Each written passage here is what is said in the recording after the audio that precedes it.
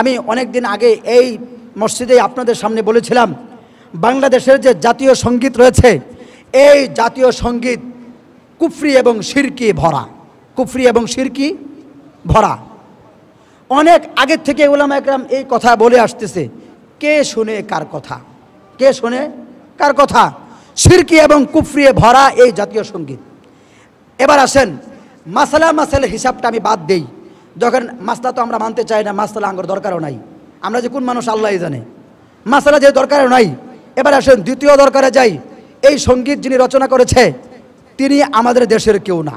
কি বলেন? 22 কোটি দেশে এই জনগণ, একটা জনগণ কি এই দেশে থাকতে পারে না যেই দেশের জনগণ সেই দেশের জাতীয় সঙ্গীত লিখবে? কি বলেন? হতে পারে না। আসলেই কি আমরা এতটাই গাধা এবং মূর্খ নাকি?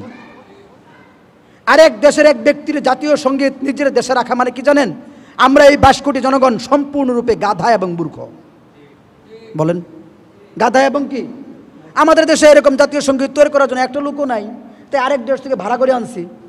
এবার আসেন, এই জাতীয় সঙ্গীত আমাদের এই বাংলাদেশ স্বাধীন হওয়ার বহুত আগে তৈরি হয়েছে, বহুত আগে কি হয়েছে? তৈরি হয়েছে। তাহলে এই সঙ্গীত কোনোভাবেই আমাদের দেশের জাতীয় সঙ্গীত হতে পারে না। এখন কেউ যদি বলে আমরা ইসলামিক জাতীয় সঙ্গীত চাই না, ভালো কথা, ভালো কথা, কিন্তু তোমরা এমন একটা জাতীয় সঙ্গীত তৈরি করো যেটার ইসলামের বিরুদ্ধে, যেটার ভিতরে কোনো কথা নাই, এবং এই দেশের কোনো মানুষ সেই জাতীয় সঙ্গীত তৈরি করছে, আলহামদুলিল্লাহ, আমরা শুকরিয়া আদায় করবো। কি বলেন? ঠিক কিনা? তাহলে এই জাতীয় সঙ্গীত কেন আমাদের গাইতে হবে? কেন আমাদের সন্তানরা স্কুলে যায় গাইবে? আমি আমার সন্তানকে কুফরি এবং মুশরিকি কোনো কায়কাব্বার কোনো সঙ্গীত গাইতে দিব না। কি বলেন? ঠিক কিনা? গাইতে দিবেন? গাইতে দিবেন না? আমি বলি আপনারা আপনাদের সন্তানকে বলে দিবেন, স্কুলে যাওয়ার পরে যদি জাতীয় সঙ্গীত কোথাও গাইতে বলা হয়, তুমি তোমার মুখ বন্ধ রাখবে। মুখ কি রাখবে? বন্ধ রাখবে। স্পষ্ট কথা, শিরকি এবং কুফরি ভরা এই সঙ্গীত। এর আগেও আমি ব্যাখ্যা দিয়েছি আপনাদের সামনে, বলি নাই? কিভাবে শিরকি এবং কুফরির ভিতরে আছে বলি নাই? বলছি, কয়েক জুমায় আমি বলছি এটার ভিতরে শিরকি এবং কুফরি ভরা। আপনি গাইবেন না, আপনার সন্তানকেও গাইতে নিষেধ করবেন। এইটাই ইসলাম।